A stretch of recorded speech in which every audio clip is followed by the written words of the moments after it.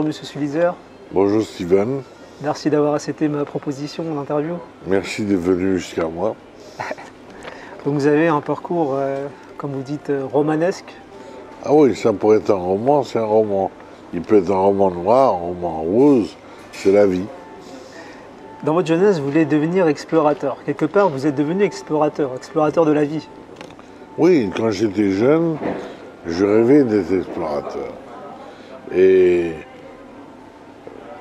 en fait, je suis arrivé à mon but, puisque raconter des romans vrais, comme je le fais, c'est être explorateur. Je suis dans la vie, dans le concret, je raconte des romans de réussite, d'échecs, et donc je raconte la vie, donc je suis explorateur. Alors je voudrais avoir votre vision par rapport à l'argent, la finance. D'abord, j'ai une vision très précise. L'argent n'est qu'un moyen. Ce n'est pas un dieu, comme certains le considèrent, c'est loin d'être un dieu. C'est un moyen et une récompense, une mesure. Quand quelqu'un fait quelque chose de formidable, il crée quelque chose, comme Steve Jobs a créé Apple, l'argent est une mesure de la réussite de ce qu'on a fait. Mais ce n'est que ça. L'argent n'est qu'un moyen, ce n'est pas une fin. Le jour où ça devient une fin, c'est dramatique. Vous dites à un moment donné, le capitalisme n'est pas ma tasse de thé. Le capitalisme tel qu'il est aujourd'hui devenu n'est pas ma tasse de thé. Moi, j'ai toujours vu le capitalisme au service de l'homme, de l'humanité. Je n'ai jamais vu le capitalisme comme le communisme en esclavagisme. Non, le capitalisme a été pendant longtemps une source d'enrichissement personnel et un bienfait pour les gens. On le voit en Europe, on le voit partout. On le voit au Vietnam, on le voit partout. Mais quand le capitalisme devient oppresseur, devient comme le communisme, comme l'extrême, une forme de dictature, où l'homme n'est plus rien qu'un objet, une valeur, comme on voit aujourd'hui par exemple l'exploitation incroyable des enfants, des gens du tiers-monde comme des esclaves. Ce capitalisme-là, je ne me reconnais pas en lui. Il est pareil que le communisme. En moins grave, mais pareil. La finalité, le capitalisme au service de l'homme et de l'humanité, oui. Le capitalisme comme il est conçu aujourd'hui par certaines multinationales et d'autres, non. J'aimerais qu'on parle de vos origines, de votre papa. Qu'est-ce que votre père vous a transmis comme valeur? Alors mon père est né très pauvre, dans un pays de l'Est, moitié Pologne, moitié Roumanie. Et c'est un homme qui s'est construit seul. Il avait un rêve, il l'a réalisé, il a créé l'usine Titan, les sur-remorques, alors qu'il était employé. Au départ, c'est un employé comme un autre de cette grande compagnie. Et au fil du temps, par le travail et l'intelligence, il a saisi l'opportunité, il en est devenu propriétaire. Mais parti de rien. Et mon père a retourné son manteau l'hiver. C'était un homme pauvre au départ. Et sa réussite a été exceptionnelle. Et il a toujours été un homme de cœur. Par exemple, quand la guerre a commencé, la Deuxième Guerre mondiale, mon père s'est engagé contre le nazisme au péril de sa vie et a participé au réseau F2, un réseau d'immigrés à l'époque. Il a combattu le nazisme. Donc déjà mon père m'a inculqué la valeur morale de défendre des valeurs réelles. Il aurait pu collaborer. À l'époque, le régime de Vichy est venu le voir, lui proposer de travailler pour eux. Il a dit non. Il n'a pas dit non, d'ailleurs, il a été plus intelligent que ça. Il a dit revenez dans 3 mois, je veux voir. Et il a saboté les propres usines qu'il avait pour pas qu'il travaille pour les nazis. Donc, c'était un homme de conviction, d'abord, premièrement.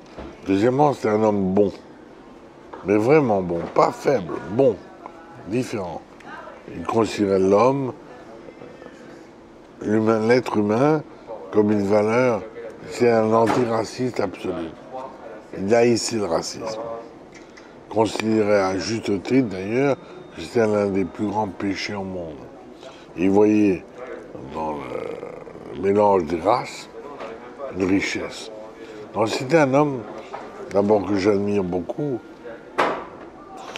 Il est parti quand j'avais 10 ans, malheureusement, donc je n'ai pas eu l'occasion d'aller plus loin. C'était un homme merveilleux, un homme vraiment extraordinaire.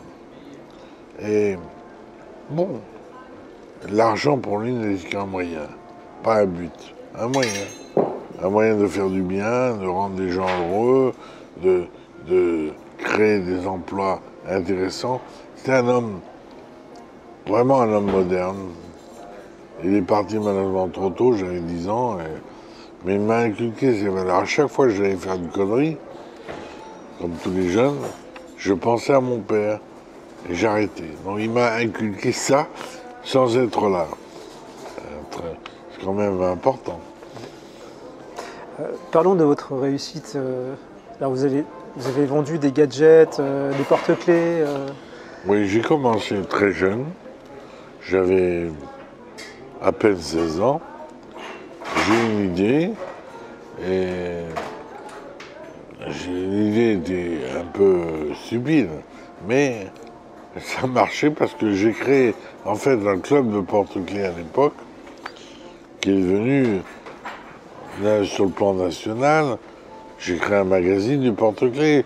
Donc j'ai participé à une mode qui s'est répandue comme un feu dans la population de l'époque. Et contrairement à ce qu'on pense, c'est pas seulement les jeunes qui collectionnaient les porte-clés. La majorité des collectionneurs de porte-clés étaient des gens de 30, 40 ans. Donc j'ai explosé à cette époque en créant une mode. Parlez-nous de votre livre Monnaie, sorti en 1980. Alors ça, c'est encore une autre affaire. Après les porte-clés et les gadgets, ces objets inutiles qui à l'époque ont fait fureur, comme le gratteau électrique ou la Dracula's Bank, qui était une boîte noire, on mettait une pièce de monnaie et une main qui c'est ça. C'est une tirelire. C'était le gadget, un grand succès. Mais plus tardivement, on va revenir à Monnaie. Monnaie, c'était pour moi, d'abord, au départ, une révolte. Vous allez dire pourquoi? Ben, une révolte parce que finalement, je voyais autour de moi, en avance, des gens intellectuels critiquaient ceux qui faisaient une entreprise ou une start-up et qui n'avaient rien compris. En fait, le mal qu'on voit aujourd'hui, qui éclate au grand jour, on avait des gens de gauche, mais qui n'est pas une gauche intelligente. Ils confondaient un jeune homme qui crée une start-up avec Rockefeller. Ça n'a rien à voir. Donc, en 2 mots, je me suis heurté à une mentalité à l'époque anti-créatrice, anti-créateur, conservatrice. Et moi, j'étais un peu révolutionnaire dans l'âme. Donc, je me suis heurté à ça. Et Monnaie, c'était ma réponse à moi, à ce que je voyais autour de moi. C'est-à-dire que dans Monnaie, ce n'est pas un héritier, c'est un jeune homme, Franz Sibali, qui crée lui-même sa propre réussite, sa propre envie. En fait, c'est un artiste moderne. Et à l'époque, Monnaie a démarré lentement, et puis est devenu un feu de paille, devenu un succès. Parce qu'il y avait chez les jeunes, particulièrement, un esprit. Ils voulaient créer quelque chose, faire quelque chose de leur vie.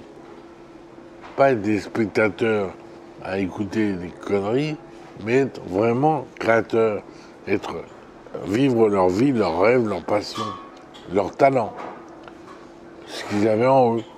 Et donc, ce livre est un hymne à ce genre de personnage. Et le héros, Franz Sibali, était mon frère jumeau en quelque sorte. Donc j'ai mis ce livre en scène. C'était un succès qui est devenu mondial. Après, j'ai fait Cash, Fortune, et puis le fameux Roi Vert. Le Roi Vert a été un best-seller mondial, aussi bien dans les pays asiatiques qu'en Amérique, que partout. D'ailleurs, j'ai fait une grande tournée aux États-Unis à l'époque pour ce livre. Donc, moi, j'étais en fait comme un cuisinier. La plupart des gens à l'époque montraient un type riche qui arrivait en jet, bon, et puis il vivait sa vie. Personne ne comprenait comment on était arrivé là. Moi, j'étais le cuisinier qui reprit au départ comment ce type a fait pour avoir ce jet, comment il a fait pour arriver là. Donc j'étais un peu, oui, le cuisinier qui révélait, et contrairement à ce qu'on pense, même aux États-Unis, partout, on n'avait pas créé ce genre de choses. Moi, j'étais l'inventeur du western financier. Donc j'ai créé, Monet était le premier western financier, et le Roi Vert était l'apogée du western financier. C'est-à-dire j'ai démontré, au fond, qu'on peut faire plus de mal en étant avec de l'argent qu'une balle de revolver. J'ai raconté tout ça. C'est un peu long, donc je ne vais pas m'étendre trop, mais c'est l'état d'esprit que j'ai créé à l'époque qui a fait un succès aussi bien en Asie qu'en Amérique, qu'au Japon, que des cultures totalement différentes. C'est un peu comme le conte de Monte Cristo moderne. Donc c'est dans le monde entier, les gens sont passionnés pour vos héros, pour Michael Cameron dans Le Roi Vert, Franz Sibali dans Monet, Cash, Fortune, et ça a été une explosion à l'époque. Et en fait, aujourd'hui, ce qui est amusant, on retrouve les mêmes, par exemple, quand on voit politiquement ce qui est arrivé à la gauche, bien, moi j'avais prévu ça il y a 30 ans. Quand on donne pas l'espoir, la possibilité, le rêve aux gens, il arrive ce qu'il arrive. Les extrêmes d'un côté et la gauche qui s'écroule. C'était le même en fond mécanisme 30 ans avant. C'est un peu comme chronique d'une mort annoncée. Ah, parlons de la période mondain, tout ça. Oui. Quelles ont été vos plus belles rencontres? Et aujourd'hui, avec le recul, qu'est-ce que vous avez appris de cette période? Ben, je voulais à une époque, donc on a réussi des venues, on m'a invité partout, dans toutes les réceptions. Moi, ça m'amusait en fait. J'étais pas un mondain du tout. D'ailleurs, on le voit bien. Mais ça m'a amusé. Un peu comme un explorateur. J'arrive dans un monde qui était de paillettes, de lumière. Et ce monde-là, composé d'êtres humains, bien sûr, il y a des gens formidables et des gens nullissimes. Bon, mais qui sont, comme on dit aujourd'hui, c'est la pète. Donc je suis rentré là-dedans, évidemment j'ai regardé, exploré, voilà, j'ai rencontré l'Empire du Vide, et j'ai rencontré aussi des gens passionnants, intéressants. Un exemple, Samuel Fuller, un metteur en scène américain qui a fait un film qui s'appelait Shock Corridor, qui était un type remarquable. J'ai rencontré Elizabeth Taylor, qui était une femme étonnante aussi à sa façon. J'ai rencontré Michael Jackson en personne. J'ai rencontré Morgan Freeman. Vous le verrez dans le livre que je vous ai donné là. J'ai rencontré alors, des gens qui m'ont marqué. Des gens aussi simples. Non, mais j'ai rencontré le président, bien sûr. Alors, j'ai travaillé avec le président. J'étais ami intime de Jacques Chirac. J'étais proche de Raymond Barre pendant un moment, un court moment. La femme Kennedy Alors, ensuite avant. non, j'ai rencontré beaucoup de gens. Donc, un petit bonhomme comme moi, d'un seul coup, se trouve projeté comme ça dans la lumière et rencontre des personnages historiques, comme Winston Churchill, par exemple. Bon, j'ai rencontré des gens en chair et en os devant moi que je n'aurais jamais rencontré par ailleurs. Donc ça a été quand même une expérience parfois décevante, aussi intéressante. J'ai eu la chance aussi d'aller au lycée Janson-Seille. Pourquoi? Parce que j'étais à l'époque un ami de Picasso, le fils, Claude. J'étais un ami de Arnaud Dronet, qui est mort en mer sur planche à voile, dont le frère est un scientifique. Bon, oui, après. Mais à l'époque, à l'école, j'ai connu le fils d'Onassis, et qui m'a invité un été sur le Christina. À l'époque, qui était un grand yacht. Aujourd'hui, c'est une barque comparée aux oligarques russes qui ont des yachts qui sont plus des yachts, sont des paquebots flottants. Mais à l'époque, le Christina était ce qu'il y avait de mieux, en fait. Et chaque année, Onassis recevait un chef d'État, un grand. Et j'ai eu la chance, j'étais très jeune, avec Alexandre Onassis, le fils, d'aller sur le Christina. Et à l'époque, l'invité était Churchill. Et j'ai un souvenir extraordinaire de cette rencontre étonnante. J'étais un gamin avec Alexandre Onassis, où j'ai rencontré Winston Churchill, le premier ministre anglais que tout le monde connaît. Et je me suis retrouvé à une table avec lui et un type de la BBC qui l'interviewait. Et j'ai assisté à l'interview. C'était une chose extraordinaire. Je peux vous la raconter si on a le temps. J'arrive sur le bateau avec Alexandre Onassis et on monte sur le bateau. Il y a Churchill qui est là, et un caméraman et toute une équipe de la BBC. Alexandre me dit on va ici. Et Churchill dit hey, kids, stay here. Restez les enfants. On reste, on s'assoit, très intimidé à la table du Premier ministre. Et le journaliste l'interviewe, il lui dit Monsieur le Premier ministre, ah oui, combien de repas vous mangez par jour? Young man, 4. Un petit déjeuner, un breakfast, un déjeuner. Après, le journaliste continue Monsieur le Premier ministre, vous fumez des cigares? Oui, young man, des Churchill, qui me viennent directement de la Havane, de Fidel Castro. Churchill, my name.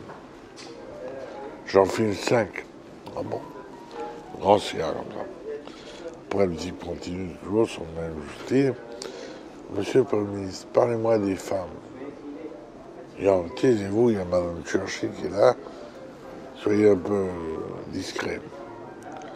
Et effectivement, quand j'étais un jeune officier fringant en Afrique du Sud, j'ai rencontré beaucoup de femmes. Mais taisez-vous, voilà. Alors bon, Yammen, quoi d'autre? Monsieur le Premier ministre, bon, est-ce que vous buvez un peu? Oui, bien sûr, du whisky.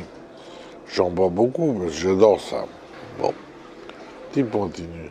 Mais quel est votre secret? Un homme comme vous, quel est votre secret?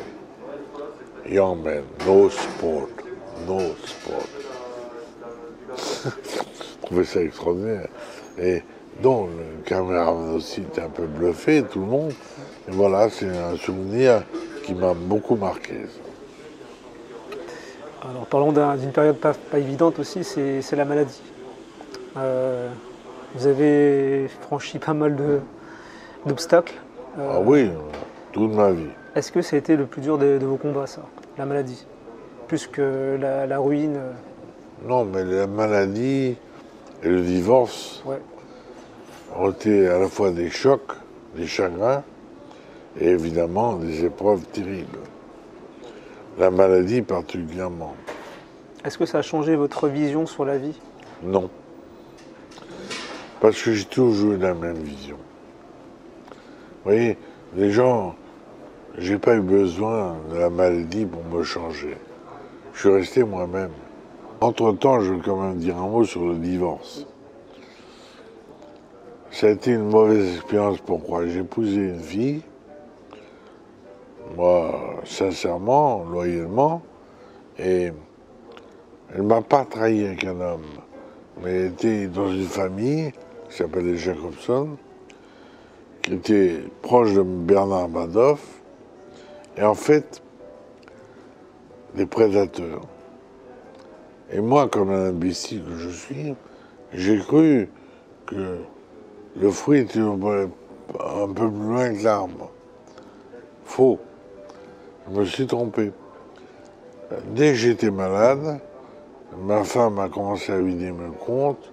Ma femme a pris 20 millions d'euros quand j'étais malade. J'avais créé un truc pour mes enfants et comme je n'apparaissais pas au bout de 15 mois, elle a pris le pouvoir, elle a vendu des appartements, des maisons, elle a fait toutes sortes de choses ignobles. Comment elle a pu prendre ces 20 millions? Elle avait accès à vos comptes? Enfin, Non, vous savez, le système des trusts. d'accord. Ok. Donc, si j'apparaissais pas au bout de 15 mois, elle prenait le pouvoir pour gérer à ma place. Et évidemment, quand j'ai un AVC, je n'ai pas apparu au bout de 15 mois. Et malheureusement, ce que j'ai fait pour le bien des enfants, c'est retourné contre moi. C'est tout, c'est simple. Elle a fait des choses épouvantables. Vous n'avez jamais pu les récupérer? Non, parce qu'elle est partie au Canada et le Canada n'a pas de. Ce pays, vous ne pourrez pas toucher. L'ensemble des grands escrocs vont au Canada et comme la loi est faite pour eux, évidemment, on ne peut pas les toucher. Ah, vous avez laissé 10 euros, c'est ça?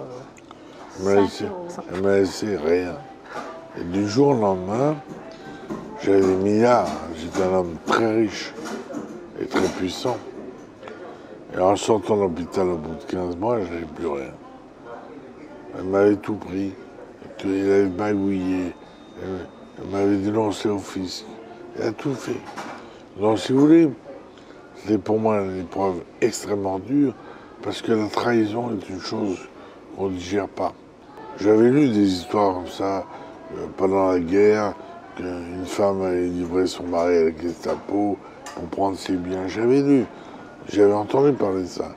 J'avais jamais vécu. Là, je l'ai vécu. C'est la pire chose pour vous, la trahison? Oui, parce que là, il y avait des enfants. Moi, j'avais agi par amour pour les enfants. J'avais voulu donner à mes enfants ce que je n'avais pas eu moi-même. Et ça a été une double trahison terrible. C'était un choc, ça, je dois dire, un choc terrible. Mais bon, je l'ai assumé, je l'ai vécu, je l'ai accepté. Je l'ai combattu à ma façon. Alors aujourd'hui, quel est votre rêve et quels sont vos projets actuellement? Ben, j'ai toujours la tête pleine de rêves, heureusement, parce que je crois que le jour où on n'a plus de rêves, on est un homme fini. Vous savez, un homme qui ne rêve pas n'est pas vraiment un homme. D'ailleurs, votre compagne dit que vous avez un mental d'un adolescent de 16 ans. C'est vrai ça? Mais heureusement, Toujours? heureusement. J'ai 16 ans, 17 ans, 18 ans. Il est toujours débordé. Hein. Quand je vois les gens qui prosternent devant lui, je prends l'exemple, on voit les milices congolais qui se prosternent. Il m'a dit, il a avancé tout le monde, il a mis ses là, il a dit je vais prendre une photo avec lui. Et je lui ai offert le roi vert, le champagne roi vert. Et il a dit, je suis allé à l'université, mais lui c'est mon université. Monsieur Sulizère, j'ai lisé tous ses livres pour venir à ce que je suis. Bon, je restais scotché. quand je vais quelque part, tout le monde, ils ont des preuves, ils ont la nuit des fortunes. Les gens qui voyagent dans l'avion, les business class, je suis étonnée de voir combien de livres les gens viennent les saluer. Non, mais ce qui est amusant et intéressant, j'ai fait le tour du monde en rencontrant des gens qui avaient des réussites formidables ou des échecs formidables, l'un ou l'autre. Et chacun d'entre eux me disait, moi, vous voyez, j'ai réussi grâce à vos livres. Comment ça? Vous voyez, dans Fortune, vous racontez une affaire de tennis sur le toit des immeubles. Moi, j'ai réalisé. J'ai fait Fortune. J'étais en Australie, en Nouvelle-Calédonie, et plein de gens. Après le dit, on a fait des start-up comme vous. On a donné la chance. Plein de gens que je ne connaissais pas sont venus me dire ça. Et m'ont invité, évidemment. Ils m'ont montré, ils avaient des milliards. D'autres ont dit, on a pris un échec cuisant. Ben oui, il n'y a pas de vie sans échec. Il faut accepter l'échec comme on accepte la réussite. Celui qui ne fait rien, il ne lui arrivera rien. S'il va s'emmerder toute sa vie, il aura des petites visions. Peu importe. S'il est heureux comme ça, tant mieux. Parce que l'essentiel, c'est de réussir sa vie. Donc je ne considère pas l'argent comme une valeur absolue. Il y a des gens très bien qui n'ont pas d'argent et qui ont fait ce qu'ils voulaient dans leur vie. Heureusement. Bon, mais ce que je suis en train d'expliquer, c'est que moi, dans mon cas, j'ai fait le tour du monde, gratis produit, uniquement en rencontrant des gens qui avaient fait des choses tirées de mes bouquins, qui avaient été inspirés par les livres. Mais incroyable. Donc ça m'a ouvert les yeux sur une chose. Quand on a un créateur, on aime bien que la création soit utile. On a prouvé que moi, à mon niveau, j'ai été utile à beaucoup de gens, et d'autres avaient pris des claques monumentales, mais enfin, ils avaient vécu intensément. Ils avaient réalisé quelque chose. Donc j'ai compris que je n'étais pas simplement quelqu'un qui avait écrit des romans comme ça, mais quelqu'un qui avait inspiré beaucoup de gens à faire des choses. Et ça m'a plu. Non pas par ego, je m'en fous à mon âge, 76 ans, quel ego. Non. Et ça m'a plu parce qu'au moins j'ai été utile à quelque chose.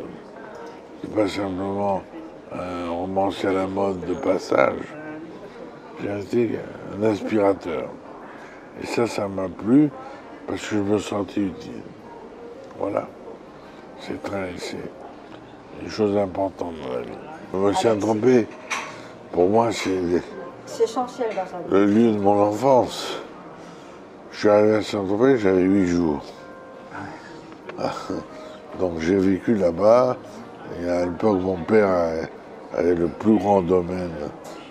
Je l'appelle Pamplonne, c'est les années de mon enfance. Saint-Tropez, pour moi, c'est pas quelque chose à la mode. C'est quelque chose qui est proche de mon cœur. Il se trouve que c'est un endroit unique, mais bon, c'est une chose. Mais moi, c'est pas Saint-Tropez, le bling-bling, ça, je m'en fous. Moi, ce que j'aime, c'est Saint-Tropez de mon enfance.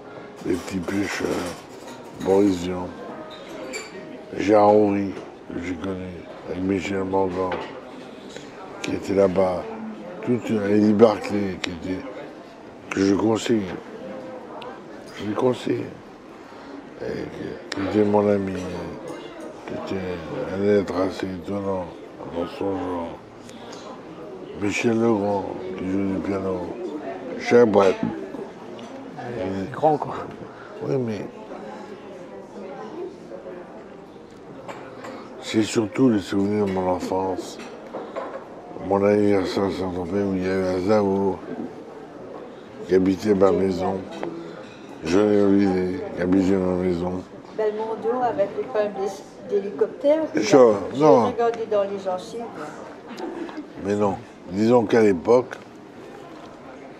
d'un seul coup, dans cette maison que j'avais, les gens les plus extraordinaires sont venus. Et fêté mon anniversaire avec Charles Aznavour plusieurs fois. Bernard Tapie, comment Belmondo qui fait des... Ouais, Belmondo, c'est un ami, mais c'est autre chose. Mais Justement, vous ne trouvez pas que le capitalisme a aussi détruit la culture aussi? un certain capitalisme. Alors, je regarde des généralités. Quand on dit capitaliste, ça ne veut rien dire. Quand on dit socialiste, ça ne veut rien dire. Prédatrice, quoi. C'est les faits qui comptent. Un certain capitalisme est épouvantable et destructeur. Un autre capitalisme, dans les années Kennedy, à l'époque, a été formidable comme libérateur de la pensée, de l'énergie, de la création. Ça existe toujours? J'ai les deux. Ça existe, mais j'ai des doutes. Mais c'est beaucoup de... Non, ça existe dans les pays du tiers-monde. Au Vietnam, ça existe. Ça existe en Chine, au début dans certaines provinces. Ça existe encore un peu aux États-Unis, dans certains mouvements. Mais malheureusement, il y a une dérive énorme. Donc je ne voudrais pas faire l'apologie de ça. Dans la société dans laquelle on vit est terrible parce que les mots ne veulent plus rien dire. On emploie des mots et des chapelles s'en emparent pour des raisons politiques. Et dissocier le bon grain du mauvais grain devient presque impossible. Alors, en vérité, je crois qu'il y a une dérive du capitalisme terrible qui opprime les gens. Mais le communisme n'a pas fait mieux, il a fait pire. Il a tué 90 millions de gens, il a inspiré des gens sur la planète qui sont gourés comme tout le temps sur toute la ligne. C'était un désastre. Et l'après Helsinki, en Russie, il y a eu le meilleur et le pire. Le pire et le meilleur. Voilà. Mais il y a eu le pire. Quand on voit le capitalisme à la russe, avec les oligarques et tout ce qui en découle, la mafia, on se pose des questions. Donc je crois quand même que les mots employés comme ça n'ont pas de sens. C'est les faits qui comptent. Alors, je pensais d'ailleurs à un ami à moi au Vietnam qui a monté sa petite entreprise et qui après la guerre du Vietnam a réussi brillamment par son intelligence. Capitalisme-là, je l'approuve. Bon, maintenant, capitalisme qui consiste à opprimer les gens, à acheter des Nike ou d'autres choses, en faisant travailler des gosses comme des esclaves qu'on ne paye pas et qu'on importe, enfin, on importe. Je vais avoir un procès, là. On importe. Ce capitalisme-là, je déteste. Il me ressort par le nez, par les pores. C'est pas ça. Donc, le mot capitalisme est employé de toutes les sauces. Comme socialisme d'ailleurs. Employé de toutes les sauces. Comme, bon, le communisme, c'est autre chose. On a la preuve par A plus B du résultat dans chaque pays qui a été communiste. On le voit, on le sait. C'est un système d'oppression épouvantable. Bon, mais il y a encore des communistes qui regrettent le passé. Je me demande pourquoi d'ailleurs, mais bon, c'est comme ça. Les gens sont bizarres. Un mot pour la future génération. Est-ce que vous avez un message pour eux, pour celles et ceux qui veulent aller au bout de leurs rêves, de leurs projets? Il faut les réaliser. Vous savez, quand un jour on m'a demandé comment on fait pour être riche, et j'ai demandé, si vous posez déjà la question, c'est un mauvais point. On devient riche quand on veut l'être, en créant en ayant un rêve. On réalise. Vous savez, Stephen Jobs, créateur d'Apple, était un immigré. Peu de gens le savent, ça. Immigré, pas un Américain, immigré. Et il a créé Apple, qui est une des plus grandes sociétés au monde aujourd'hui. Il a été viré d'Apple à un moment. Donc, quand on suit la vie de ce genre de personnage, là, on voit le côté positif du capitalisme. D'un certain capitalisme, je rectifie. Un certain. Mais je pense que jamais Stephen Jobs ou les autres se sont posé la question comment faut-il faire pour devenir riche? Ils l'ont fait, c'est tout. C'est quand on se pose la question, oui, c'est très mauvais. Moi, je ne me suis pas posé la question quand j'ai lancé des entreprises absolument incroyables auxquelles personne ne croyait. Je vous donne un seul exemple.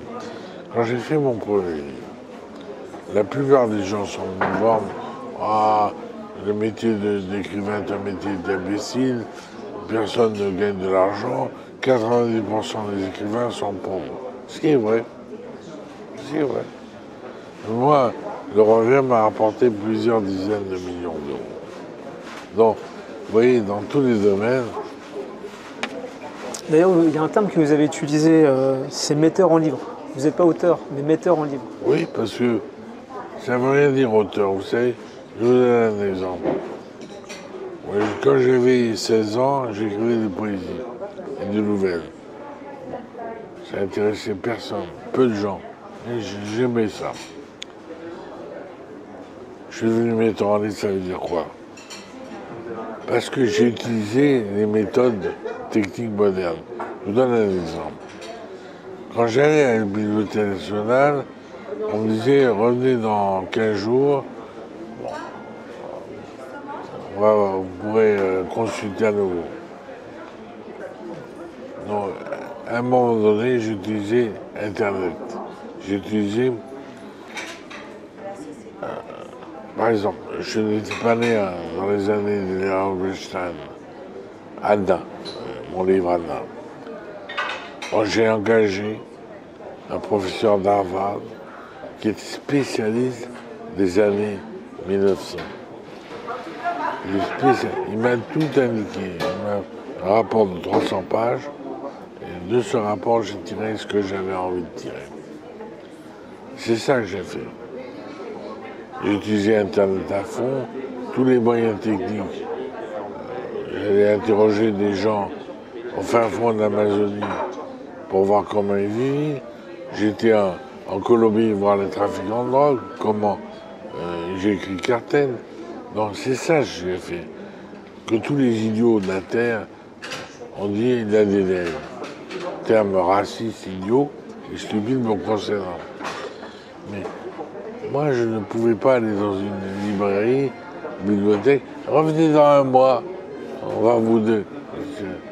Bon, voilà, tout ce que j'ai fait, j'ai utilisé toutes les techniques à fond, je le reconnais bien humblement, qui m'étaient proposées par la technologie et par la connaissance. Quand j'écris Anna l'impératrice, j'étais pas né à l'époque. Il fallait que je... Quel était l'ingrédient de mon succès? Je décrivais les immeubles de l'époque, les rues de l'époque, les systèmes de l'époque. J'étais pas né. Donc, on me reprochait d'avoir un professeur d'Harvard qui me donnait les informations dont j'avais besoin. Bon, j'en conviens. Si c'est ça, commettre un crime, j'ai commis des tas de crimes. Pourquoi on vous reprochez? Enfin, c'est quoi qu'il y avait de mal en fait? Parce que dans le milieu intellectuel, on voit bien le résultat aujourd'hui. Ouais. Les gens s'imaginent qu'il faut être pauvre derrière un bureau et taper avec deux doigts pour être reconnu par le milieu intellectuel. Foutaise. Foutaise. Moi, j'ai été un peu comme un journaliste. Vérifier sur place les lieux, interroger les gens. Quand j'étais pas capable, n'étant pas né, j'allais voir un grand spécialiste de l'époque. Évidemment, il travaille pour moi. C'est ça mon crime. Bon, je referai à nouveau. Tous ces braves gens là qui donnent des leçons. Aujourd'hui, vous ferez la même chose. Si vous avez tous les... Pire. Aujourd'hui, il y a des moyens techniques encore plus grands. Donc j'utiliserai effectivement ces moyens-là pour arriver à un produit de qualité. Le livre est un produit puisqu'il est vendu. Alors, tous ces élites ou pseudo-élites qui s'auto-proclament ayatollah principal Jean-Bernard Pivot. Enfin, voilà un monsieur qui est un excellent journaliste. Excellent. Qui a fait une très bonne émission. Et puis d'un coup, je ne sais pas ce qui lui passait par la tête, considérait que tous ceux qui passaient par lui ne pouvaient pas réussir. Il considérait, comme un ayatollah, que la culture c'était lui. Moi je n'ai rien à foutre. Moi j'allais faire aujourd'hui madame, à la place d'apostrophe, il y avait 6 millions de spectatrices, il y avait plus d'acheteurs potentiels que dans une émission pseudo-intellectuelle. Je dis bien, d'ailleurs Bernard Pivot a fait 2 livres, un sur la rubis, je crois, un autre, fait par des nègres, lui, qui étaient des mauvais livres. Donc, tous ces donneurs de leçons, tous ces intellectuels qui prônent le communisme comme une fin de l'humanité, ou le socialisme, un certain socialisme. D'ailleurs, pourquoi il y a une bagarre au sein des partis socialistes? Parce qu'il y a des socialistes modernes, Jean-Manuel Valls, il y a d'autres qui sont accrochés à leur pouvoir et à leurs idées et qui vont faire le mal. Voilà. Donc moi, je rentre pas dans ce jeu-là. Hein. Ça, c'est des mots. Il faut faire attention que les jeunes ne se laissent pas prendre par ça. Ils jugent sur les actes. Vous savez, comme je dis, il n'y a pas d'amour, il y a des preuves d'amour. C'est ça, pareil. Alors pour finir, est-ce que vous voulez remercier des personnes qui ont fait de vous ce que vous êtes ou qui vous ont aidé, quoi? Oui, disons que je veux remercier Mme Arthur de Virator ici présente pour une raison simple. Non, une raison simple. Petite Mauricienne, indienne, qui avait des idées, que personne ne voulait prendre au sérieux et qui allait au bout de ses idées.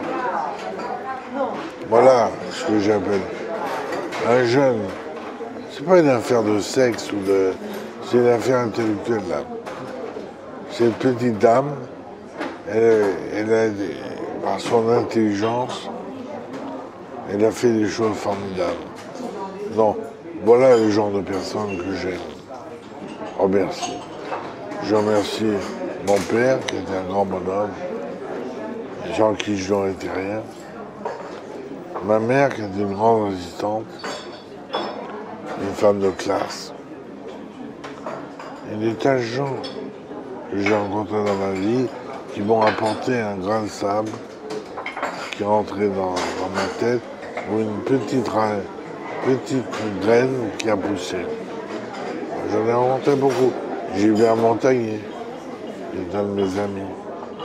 Voilà, des gens de qualité. Mais il y en a tellement, je ne peux pas tous vous les citer. Mais disons que ceux que je cite, comme Madame Rator, comme Gilbert Montagnier, comme...